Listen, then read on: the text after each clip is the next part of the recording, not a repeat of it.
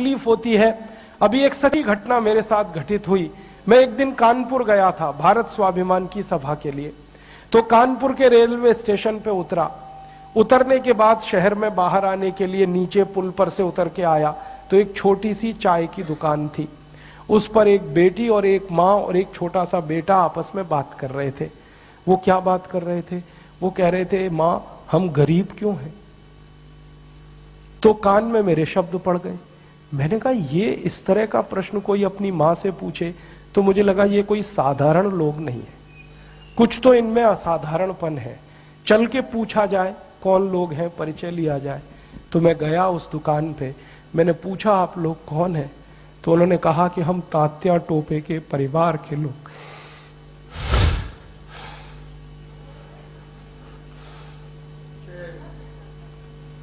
हमारे देश में तात्या टोपे के परिवार के लोगों को चाय बेचनी पड़ी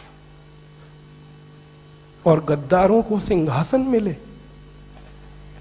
ऐसा ये देश हो गया। जिन लोगों ने तात्या टोपे को मरवाया था वो इस देश में मुख्यमंत्री रह चुके, आपको मालूम है। और एक एक राज्य के नहीं, दो दो राज्य के मुख्यमंत्री रह चुके। तात्या टोपे का गुप्त पता जिन गद्दारों ने अंग्रेजों को बताया था, उस खानदान के कई लोग इस देश में मंत्री रह चुके हैं। झांसी की रानी लक्ष्मीबाई को जिन्होंने मरवाया था वो इस देश में मंत्री रह चुके हैं। और तात्या टोपे जिन्होंने जवानी लगा दी देश के लिए, उनके परिवार के लोग चाय बेच रहे। ये देश है और ये अब बर्दाश्त नहीं होता, और ये बर्दाश्त होना भी नहीं चाहिए किसी को। क्यों बर्दाश्त होना चाहिए? ऐसा देश तो हमने कल्पना कभी की नहीं थी। तात्या टोपे ने कभी कल्पना नहीं की थी कि ऐसा देश बनेगा। ये झांसी की रानी की कभी कल्पना नहीं थी, चंद्रशेखर की कल्पना नहीं थी। चंद्रशेखर जैसे क्रांतिवीर ने इस देश की क्या कल्पना की होगी। एक कहानी सुनाता हूं कि वो घर से भाग गए थे 13 साल की उम्र में। माता पिता बहुत गरीब थे, खाने को घर में नहीं था, घर छोड़कर भाग गए, बनारस आ गए, क्रांतिकारियों के संगठन में शामिल हो गए।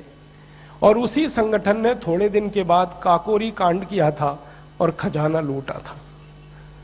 तो धन आ गया, थोड़ा सा पैसा आ गया। तो चंद्रशेखर को उनकी मां और पिता का संदेश आया कि जो पैसा तुम्हारे पास आया है इसमें से कुछ हमें भी दे दो, हमारी गरीबी में काम आएगा। तो चंद्रशेखर अपने माता पिता के पास गए थे और एक ही उत्तर दिया था कि मेरी रिवॉल्वर में 2 गोलियां हैं, पैसे तो दे नहीं सकता, ये दोनों गोलियां दे सकता हूं। ऐसा देश चंद्रशेखर का, ऐसा देश तात्या टोपे का अब लुट रहा है।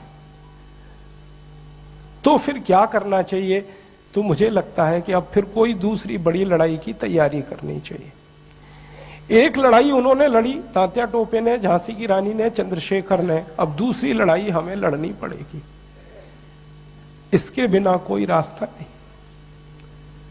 और ये दूसरी लड़ाई का ही अभियान है जिसको हम भारत स्वाभिमान कहते हैं।